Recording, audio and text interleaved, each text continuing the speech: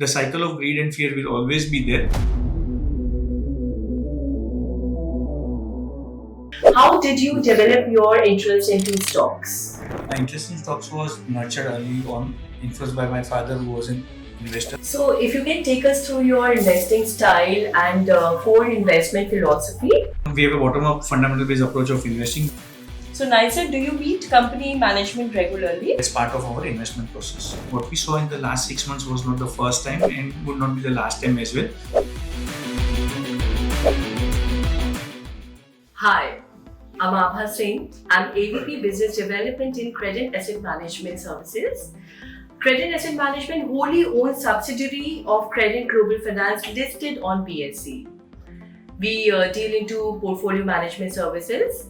And as you all are aware of, since last 6 months, market is being volatile. So today we are very glad that we have Mr. Naysar Shah, who is a fund manager in Credent Services. Mr. Shah, welcome. Thank you, Abha, for having me on the show. I'm a CA and CFA chartered holder with 25 years of experience in capital markets. Earlier, I have managed 4 thematic funds aggregating to roughly rupees 2,500 crore. So as we Credent does portfolio management services too, so I was just wondering, Mr. Naysar, in case if you can enlighten, how did you develop your interest into stocks? My interest in stocks was nurtured early on, influenced by my father, who was an investor. So if you can take us through your investing style and core investment philosophy. We have a bottom-up, fundamental-based approach of investing. We invest in companies which have good business model, are run by able and trustworthy management, have reasonably good earning growth prospects in the medium term, and have good return ratios and available at reasonable valuations. So markets have been volatile. Would like to know your thoughts on this. Markets have been volatile in the past as well and will remain so in the future as well. What we saw in the last 6 months was not the first time and would not be the last time as well. The cycle of greed and fear will always be there. Equities as an asset class always gives higher long-term returns, and one who stays invested and takes volatility in its strides is able to generate good wealth over a longer period. But one should not try to time the market. So how do you balance between growth versus value, cyclical versus structural bets? Most of the sectors are cyclical in nature. Value stock does not necessarily always mean low price to equity or low price to book. Growth stocks can be value stocks if the market has not assessed the growth prospects of the company correctly. The core of equity investing is finding out good businesses trading at discount to their intrinsic value and wait patiently for that value to get unlocked.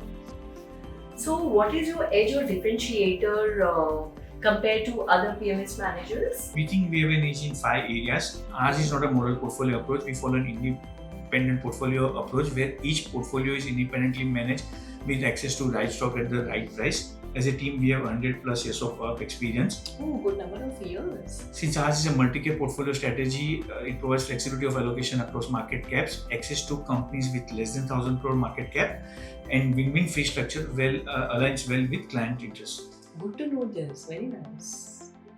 So how many stocks do you typically hold in your portfolio? We typically own 25 to 30 stocks in a portfolio. Okay. And what's your approach to position sizing and risk management? Maximum allocation at the time of deployment in any particular stock is not more than 6 to 7%. For small cap companies, we initially start with small positions and then we increase it over a period as companies grow and perform. So which sector themes are you most positive about in current environment? We are positive on sectors like healthcare, which includes hospitals and pharma, financials, which includes lenders and wealth management, platforms and exchanges, and discretionary consumption. So how often do you churn your portfolio and what is the average holding period? Our churn is about 25% on an annual basis. We buy stocks with a 3 to 5 year investment horizon, but our views could change if there is change in investment thesis or if we are uncomfortable with valuations. Okay. So do you use cash as a tactical allocation tool or stay fully invested? We believe that our clients have done asset allocation at their end and they've given us money to invest in equities, and hence as such we do not take any tactical cash allocation. We only keep 5% cash in our portfolio to meet any expenses or exigencies. Interesting. So Naysar, do you meet company management regularly? Yes, for all the mid or small cap companies that we invest in, we make it a point that we interact with the companies before investing in those companies, and that's part of our investment process.